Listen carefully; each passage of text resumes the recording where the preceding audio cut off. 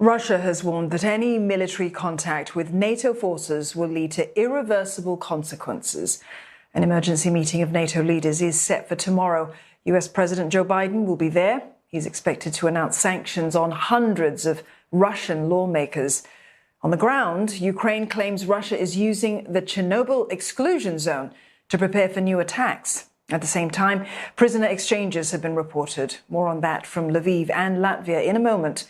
First, a look at the key battleground of Mariupol, the southern port city still under siege by Russian forces. The city of Mariupol turned to a wasteland of charred apartment blocks. Columns of smoke rising from residential buildings. Bodies have been wrapped in blankets and scattered on roads. Fighting is said to be so bad in some areas that people are unable to bury their dead relatives.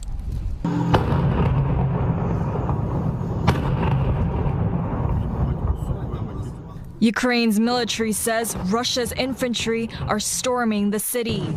Tens of thousands of people are trapped among the ruins, facing starvation, thirst, and relentless Russian bombardment. Станом на цей день у місті перебувають близько 100 тисяч людей у нелюдських умовах, в повній блокаді, без їжі, без води, без ліків, під постійними обстрілами, під постійним бомбардуванням. Вже не перший тиждень ми намагаємося організувати стабільні гуманітарні коридори для маріупольців. І майже всі наші спроби, на жаль, зриваються російськими окупантами, обстрілами або свідомим терором.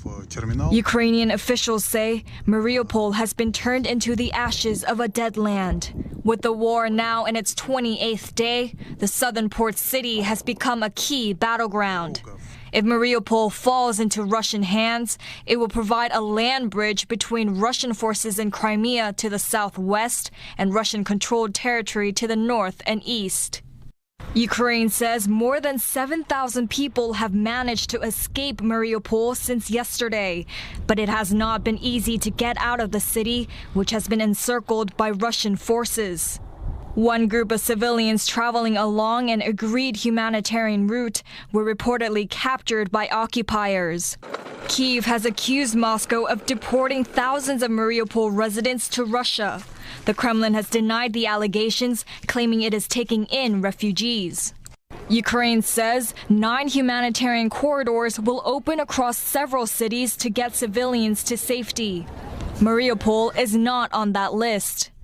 But officials say they will try to get people out of the besieged city.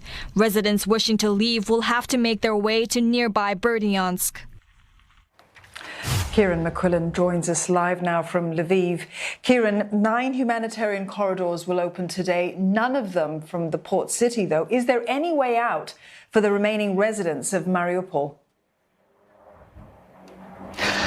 Well, Dawn, there is a way out, and that's just to try and take your luck, get in a car and just drive east or west. If you're driving west, you're trying to get to Zaporizhzhia, which is offering train services and a temporary accommodation for those displaced people who then can try and make it to this city, to Lviv, and with the safety of relatives or other family members or friends, or perhaps to Kiev. There are train lines now running between Zaporizhzhia and the capital.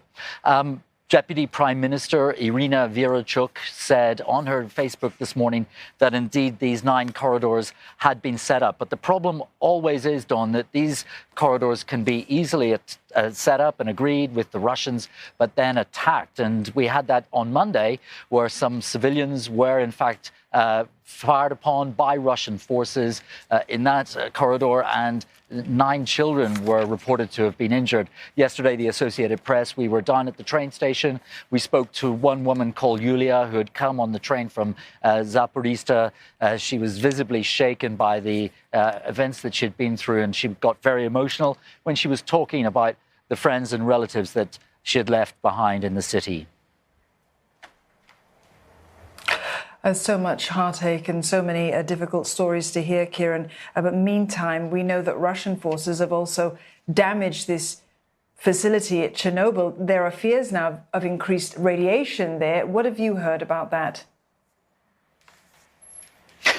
This is a laboratory which was set up in 2016. It was funded with money by the European Union to the sum of about 6 million euros. And this laboratory was basically responsible for maintaining the nuclear, monitoring the radioactive waste, maintaining it, making sure that the samples that were being taken from that plant were consistent with the containment procedures that have been going on there. Now, the Ukrainian state agency responsible for the exclusion zone around Chernobyl said that that now highly active samples of radionuclides are now in the hands of the enemy, which we will hope will not harm itself and the civilized world.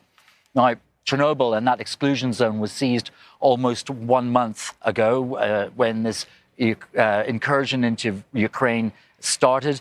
President Zelensky brought this issue up when he addressed a joint session of the Japanese Houses of Parliament, the Diet, earlier today.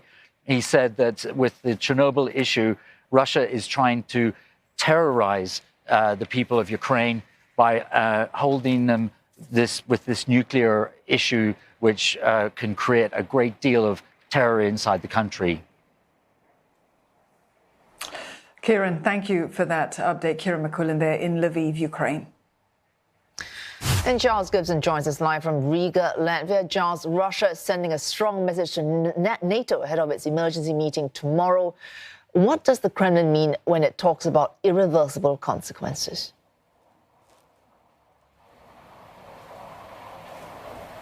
Well, the simple answer is that we really don't know, and the Kremlin could be trying to keep it that way, actually, because Dmitry Peskov, the Kremlin spokesperson, has made some very strong threats, but also pretty vague in terms of the language, saying that if NATO and Russian troops come into contact, if there are any sorts of clashes like that, there would be clear consequences that would be hard to repair.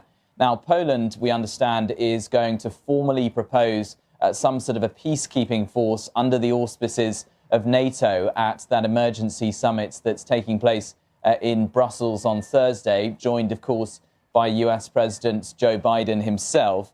The Polish authorities have been saying that this concept of this peacekeeping force would include a very significant humanitarian role, but that this peacekeeping force that they are proposing would also be able to defend itself if necessary. However, US officials in particular have been pushing back very strongly against this proposal, really taking it off the table even before Poland have managed to propose it. They are giving similar reasons, really, as to why they're against this idea of setting up a no-fly zone in the skies over Ukraine, basically saying that they just want to avoid any sort of a scenario where you have NATO troops and Russian forces coming into close contact and potentially breaking out into full-blown conflict. Giles, but what is still on the table here, according to reports, a massive package of sanctions targeting Russian lawmakers in a synchronized move, the Biden administration with the EU. What sort of impact is that likely to have, given that sanctions we have already seen seem to have done very little to deter President Putin?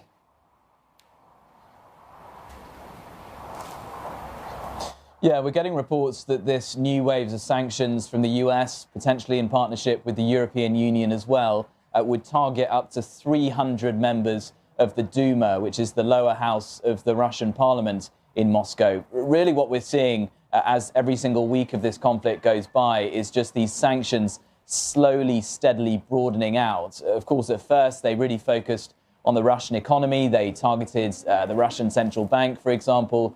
They cut Russian banks out of the SWIFT financial payment system. Then they moved on to oligarchs. So, the UK, for example, started targeting oligarchs that they said were very closely allied with Russian President Vladimir Putin. Now, the next step appears to be targeting politicians within Russia who are aiding and abetting, who are supporting this military action, the special military operation, as it's described by the Russian authorities. In terms of impact, of course, we have had seen some pretty dramatic impacts in the short term from these economic sanctions. You've seen the Moscow Stock Exchange having to shut down for days on end. We've seen the Russian ruble plunging in value against currencies such as the US dollar. We're even getting reports now of shortages in Russian supermarkets of basic goods such as sugar. But so far, as we know, these sanctions really just haven't seemed to change how the Russian authorities, how the Russian Ministry of Defense is actually deploying its troops inside of Ukraine. Oh, thanks for that, Giles. Giles Gibson looking ahead to key security meetings in Brussels tomorrow. Giles Gibson in Riga, Latvia.